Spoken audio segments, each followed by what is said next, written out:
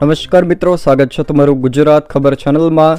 આજથી વરસાદનું રોહિણી નક્ષત્ર બેસી રહ્યું છે, ત્યારે આ રોહિણી નક્ષત્ર દરમિયાન રાજ્યના વિસ્તારોમાં કેવો વરસાદ રહેશે, સાથે જ જાણીતા હવામાન નિષ્ણાત અંબાલાલ પટેલ દ્વારા પણ રોહિણી નક્ષત્રમાં વરસાદ તેમજ વાવાઝોડાને લઈને મહત્વની આગાહી કરવામાં આવી છે।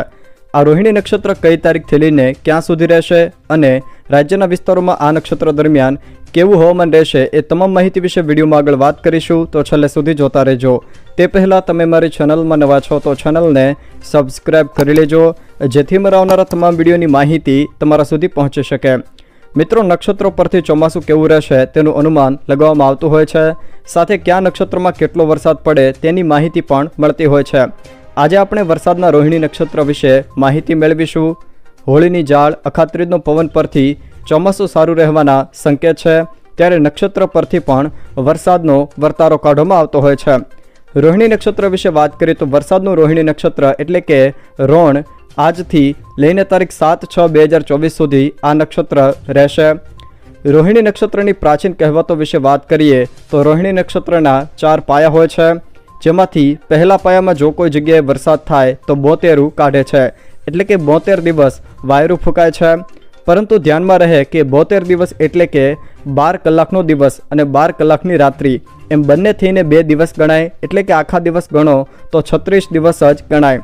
અને જો બીજા પાયામાં વરસાદ થાય તો વાયરાના દિવસોમાં એ પ્રમાણે ઘટાડો થાય એવી પણ માન્યતા છે। પરંતુ રોહિણી નક્ષત્ર ઉતરતા જો વરસાદ થાય તો ચોમાસું તેના સમય મુજબ આગમન થાય છે અને ચોમાસા દરમિયાન સારો વરસાદ થાય તેવી માન્યતા પણ રહેલી છે। અને અન્ય માન્યતા મુજબ રોહિણી નક્ષત્રના જો બધા પાયા દરમિયાન વરસાદ થાય તો પણ ચોમાસું સારું રહે છે। બીજી માન્યતાઓની વાત કરવામાં આવે તો રોહિણી નક્ષત્રના શરૂઆતના 9 દિવસ નવતપા કહેવામાં આવે છે। આ 9 દિવસ દરમિયાન સૂર્ય અને પૃથ્વીની વચ્ચેનું અંતર ખૂબ જ ઓછું હોય છે, જેને કારણે તાપમાન અને બફારો ખૂબ જ વધે છે। અને કહેવત એ છે કે આ નવતપા જેટલા તપે તેટલું ચોમાસું સારું રહે, એટલે જ સારા ચોમાસા માટે નવતપા તપવા જરૂરી છે। અને કહેવત અનુસાર રોહિણી નક્ષત્રના પ્રથમ 2 પાયા સરખા તપે નહીં અને પવનનું પ્રમાણ વધુ હોય, પરંતુ પાછળના 2 પાયા જો ખૂબ તપી જાય તો ચોમાસા દરમિયાન વાંધો આવતો નથી। નવતપાના દિવસોમાં ગરમી વધુ હોય ત્યારે સારો વરસાદ પડે એવી પણ માન્યતા છે। આ ઉપરાંત નવતપાને ચોમાસાનો ગર્ભકાળ પણ કહેવામાં આવે છે। અને રોહિણી નક્ષત્ર દરમિયાન વરસાદ કુંડાળામાં પડતો હોય છે, એટલે કે વરસાદનો વિસ્તાર રાઉન્ડ આકારમાં હોય છે અને તેની ત્રિજ્યા 5થી લઈને 15 કિલોમીટર સુધીની હોય છે।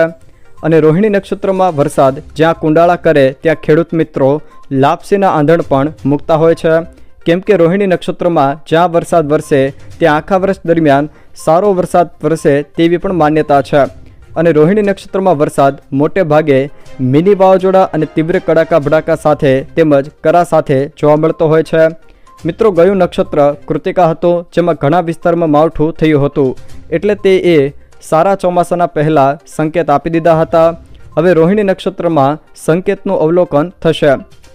જાણીતા હવામાન નિષ્ણાત અંબાલાલ પટેલ દ્વારા પણ રોહિણી નક્ષત્રને લઈને મહત્વની આગાહી કરવામાં આવી છે। અંબાલાલ પટેલની આગાહી મુજબ તારીખ 26 મેથી 4 જૂન વચ્ચે ગાજવીજ અને આંધી વંટોળ સાથે રોહિણી નક્ષત્રમાં રાજ્યના કેટલાક ભાગોમાં વરસાદ થવાની શક્યતા વ્યક્ત કરવામાં આવી છે।